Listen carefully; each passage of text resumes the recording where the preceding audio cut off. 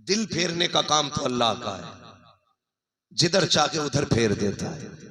सरकार ताजुश्शरिया अलैहि रहमत व रिजवान के दौर में लाखों पीर भी बैठे होते थे, तो जब ताजुश्शरिया का गुजर होता था तो दिल सबके अख्तर रजा ताजुश्शरिया की तरफ होते। कौन करता था? कौन करता था? ये अल्लाह करता था।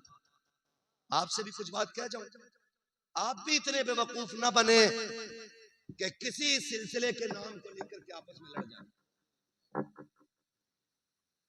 रज़वी, कादरी, चिश्ती, हशमती, बरकाती, साबरी, ये जितने भी सिलसिले हैं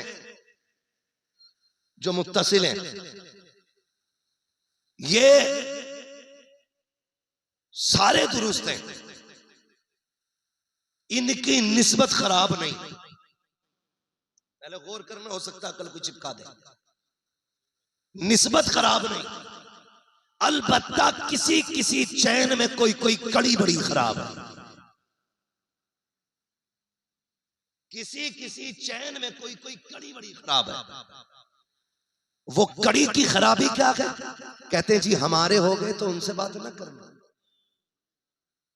और देखे रहना मोहम्मद अली किधर जा रहे हैं, पीछे से पंचुल्ला छोड़ दिया।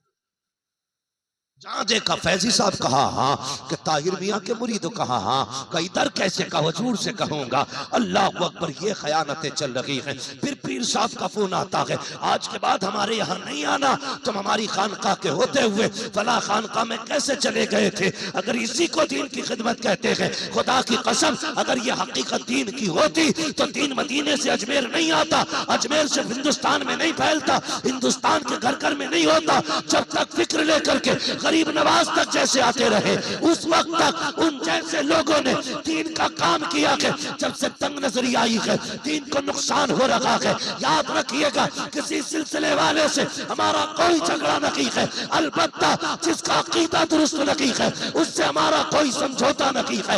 इसलिए कि तुझसे और जन्नत से क्या मतलब, वगा भी दूर हो, हम रसूलुल्लाह के जन्नत रसूलुल्लाह।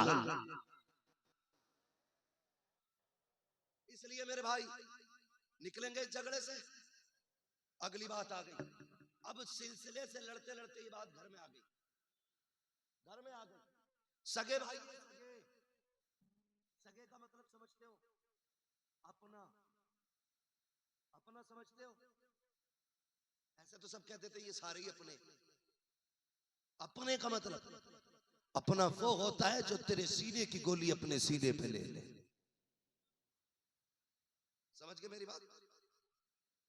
अपना वो होता है जो आपके सीने की अपने सीने पे ले ले। ऐसे अपनों से झगड़े,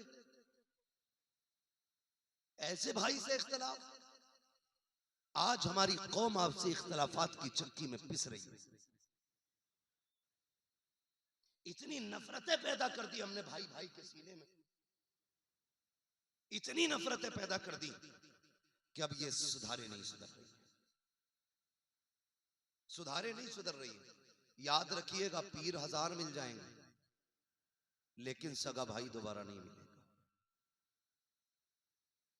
अगर ऐसा शख्स जो आपके सही होते हुए आपको सगे भाई से अलग करता है तो उन्हें पीर साहब को अस्सलाम अलैकुम कहो, कहना हुजूर तशरीफ ले जाइए।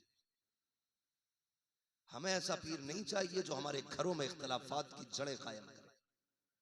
हमें ऐसा पीर चाहिए जो हमारे खानदान में मोहब्बत के फूल खिलाए। ऐसा पीर मांगो ना, ऐसा पीर चाहिए जो भाई भाई को लड़ाए नहीं। ऐसा पीर चाहिए जो भाई को भाई के साथ जोड़ दे। और मैं सलाम करता हूं आप लोगों की अक्लमंदी को। किसी के भी कहने पे हमारे हो तो उससे बात मत करना, या तो अपने भाई को भी मेरा मुरीद कराओ वरना तुम भी उसे अलग कर दो। ये बातें जो करते ना, ये ना करना। ऐसे लोगों से बच के रहिएगा, बच के रहिएगा। मैं आपसे पूछना चाहता हूं, पीर ने कहा छोड़ दो उसे क्योंकि वो हमारा नहीं, वो फला मियां का मुरीद है। जानते हो भाई, ये अपने आज ना कदर नहीं है, क्योंकि शरीक हो गए ना, शरीक हो गए। बचपन में जब सगे भाई थे ना, एक छोटा एक बड़ा, तो अगर पहले बड़ा स्कूल से आ जाता था छोटा आधा घंटे बाद आता था, माँ खाना करके देके कहती थी मेरे लाल खा ले। वो कहता था माँ जब तक भाई नहीं आएगा खाना नहीं खाना। तब भी तो तुम भाई थे ना। माँ ने मुट्ठी बंद करके कोई चीज दी, ले बेटे, कामी ये मेरा हिस्सा, मेरे भाई का हिस्सा कहाँ? तुम बचपन में भाई का हिस्सा संभाल के रखते थे, आज भाई के हिस्से के चक्कर में कान पे तमंचा लिए खड़े हो। कल भी यही भाई, आज भी यही है। क्यों? मुझे बताओ ना, क्यों इतनी दूरियां हो गई? कल अगर जरा सी कोई थप्पड़ मार देता ना छोटे भाई के, वो दौड़ के कहता था भाई को लाता हूं बुला करके, जबकि तुम्हारी उम्र 8 साल की, मारने वाला 15 साल का था। लेकिन जब तुम्हें पता चला भाई ने कहा मुझे उसने मारा, तुमने उम्र नहीं देखी, वजन नहीं देखा, दौड़ गए, गिरबान तक हाथ नहीं पहुंच रहा था, फिर भी उछल के पकड़ लिया। मेरे भाई को हाथ क्यों लगाया तुमने? तुझे नहीं पता अभी उसका भाई जिंदा है? यार बचपन में इतना दर्द था, आज सगा भाई सगे भाई को लेकर के वकील के बिस्तर पे कहता है ऐसा मुकदमा लगाना जो 10 साल तक बाहर ना निकल सके। कौन कह रहा है? सगा भाई, जिसके लिए चीज छुपा के रखते थे बचपन में, आज वो कह रहा है इतनी दफाएं लगाना ये 10 साल ना निकले बाहर। दूसरा भाई दूसरे वकील के बिस्तर पे बैठ के कहता कम से कम 15 साल के लिए तो अंदर कर ही देना।